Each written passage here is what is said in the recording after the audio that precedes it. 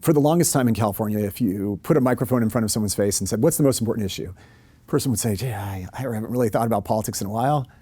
Education, right? But then you say, well, when was the last time you went to your school board? Or when was the last time you protested something about education? They'd say, I don't know, I just want education to be better, right? That's somebody who, you might get a poll that says 70% of the people support education, but is it something that they really care about? But I'll tell you, the person who's about to lose their business, the person who's about to move because the schools are bad, the person who feels like their kid will never have a house in California, that is something they care about a lot. And they might not answer that in a poll. They might not say, business is closing is the most important thing, but to that person, it is the most important thing. And so politicians have to decide between, what do these surveys indicate and how passionate are people. And really, it's not that different from what happened electorally, right? You can go stick a microphone in someone's face and say, who are you going to vote for? But unless the next question is, how excited are you to vote?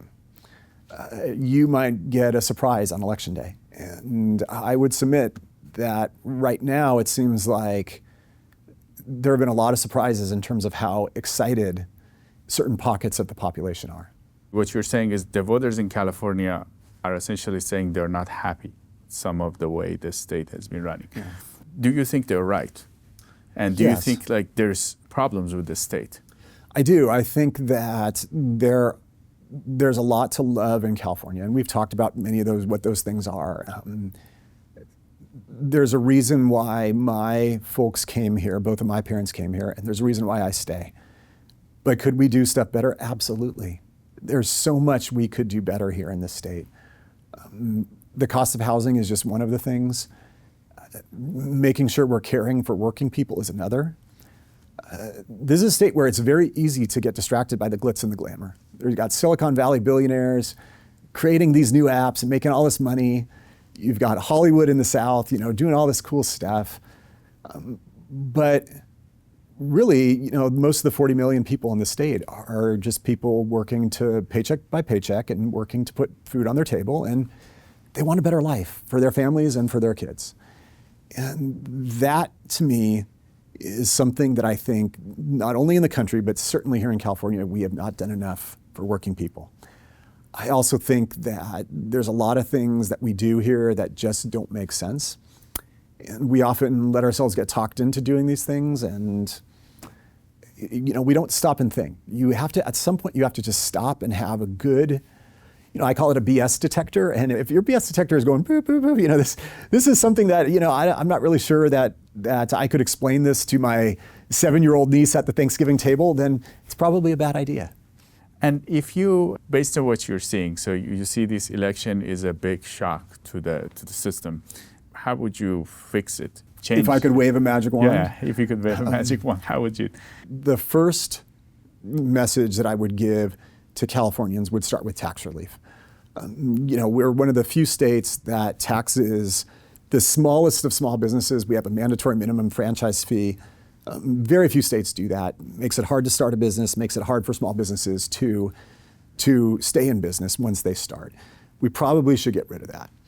We also have a tax code in the state that is designed to look like a seismograph when an earthquake is happening. When the times are good, oh my God, the tax revenues go up, and then everybody spends them. And when the times are bad, oh my gosh, where did it all go, right? And our leaders know this, and yet we still continue to spend one-time revenues when they come in, rather than realizing that we should probably put some of this away. One of the things I'm most proud about was I authored the Rainy Day Fund, and this was just a simple concept, which every household lives by. When times are good, you put away a little money for the rainy day, for when times are bad. The Rainy Day Fund has been reformed and it's been beefed up, but it's still not good enough. We need meaningful tax reform. We need to take steps to even out our taxes so that, we don't have this crazy feast or famine in California where we're spending money on crazy programs, and then when times are bad, we're pulling people off kidney dialysis because we don't have the money to pay for it anymore. That is not how California should operate. I also think that we need to manage our environmental programs better. Everybody wants clean air. Everybody wants clean drinking water. Everybody wants to make sure that we have the most cutting edge technology. But we shouldn't do it at the expense of working people. We shouldn't do it at the expense of driving businesses out of the state. We shouldn't make it so that people have to pay crazy amounts for gas. There are ways to thread the needle, and I think that we could do a lot more to send the message to working people that we care about them. And this was your legislation, the rainy day Yes. funds. What do you think will happen to California with the budgets? So California's budget is very dependent on capital gains. It always has been. It's one of those quirks of our tax code that is different from most other states. So obviously, when people are selling stocks at a profit, people are selling houses at a profit, got lots of money. The thing that might save California next year is the stock market is doing very well. We could have a surprise next year where this last budget was tough and we had to make cuts, but the stock market has done so well this year that who knows, maybe next year will be less painful. But I can tell you there's less home transactions going, as most people know. The housing market has been mostly even, and there's less inventory and less things like that. So we might still have a pretty big hole in the budget based on capital gains. And if that's the case, then yeah, there's going to be a lot of programs that are being cut.